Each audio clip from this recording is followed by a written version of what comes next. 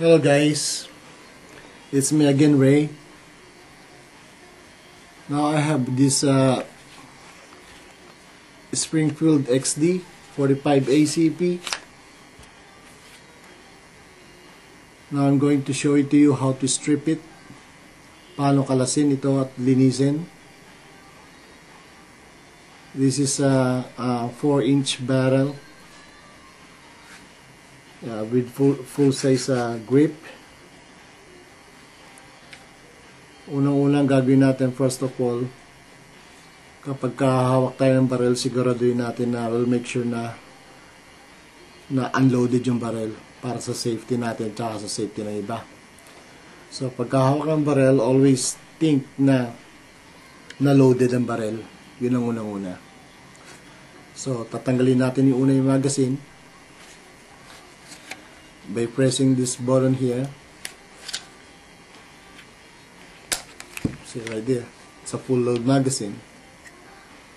So kahit tatanggalan natin yung magazine, no, we have to check the chamber kung may bala roon. So kailangan mo i-cut yun. See, there's a bullet in it right there. So check it again. So you can see it there. It's empty, and also the chamber is empty. So now we know that this gun is unloaded. Pwede na natin siyang umpisang kalasin. So ang gagawin natin dito sa side na ito, itutulak natin itong lock na ito pataas like this, like that,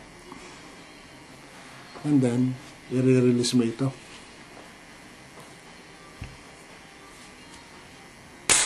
like that.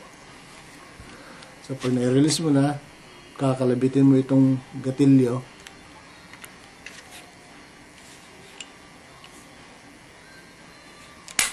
like that, tapos hilahin mo. So ito yung pinaka-frame ng barrel.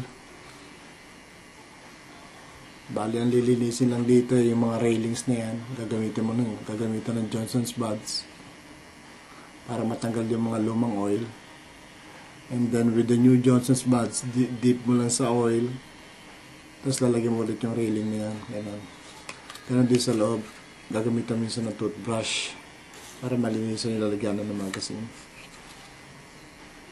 So yan, ito yung slide nya. This is the slide. So iti-take down natin yung spring nya. Katulad din ng ibang pistol. Be careful yung pag tinatanggal ito dahil tumatalsik. So press it down. Press it down like this. See? I press it down. Then matatanggal mo na yung recoil spring nya. Tapos kukunin mo yung barrel. Yan, madali lang eh. Tatanggal yan eh. So ngayon, nakumpleto na natin yung pag-i-strip. Makikita mo yan, 5 klase yan. Ano? Yan, makikita mo yan. Magazine nya, yung frame ng barrel, yung slide, yung barrel nya, tsaka yung spring. Ngayon dito, pag nililinis ito, ginagamitan ko lang ng brush eh, para matanggal yung mga residual ng palbura. Tapos ang gagawin ko, kuha ko ng Johnson's buds, dip in oil, yung gun oil, kakaskasin ko tong rails na to, both side, pati dito sa may bilog na to. Makikita mo matatanggal mo yung dumi. Then ito, yung barrel niya, pupunasan ko ito mga excess oil dito, and then put a new oil using yung mga clean cloth ba. Yan ang pati rito sa may chamber niya, dito sa chamber, nililinis din yan. Punasan mo lang, tapos papera ng konting oil, not too much oil. Tapos ito, pupunasan mo rin ng clean cloth. Then ang ginagawa ko, binabasa ko lang yung thumb ko ng oil, and then paikutin ko siya ng gano'n. And pagkatapos na, ganun din, katulad ng dati na kinalas ko, ibabalik mo siya. Pag binalik mo yun dyan, papasok mo yung barrel mo na, balik mo sa dati, madali lang eh. lalagyan mo lang doon.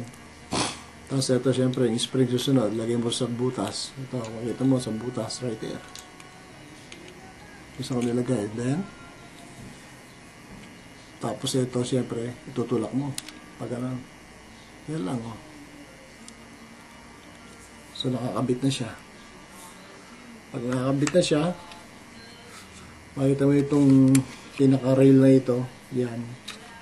Diyan mo ipapasok ngayon yan. Yan. Ganyan lang yan. Oh. Mag-i-slide mo yan. See? It's very easy.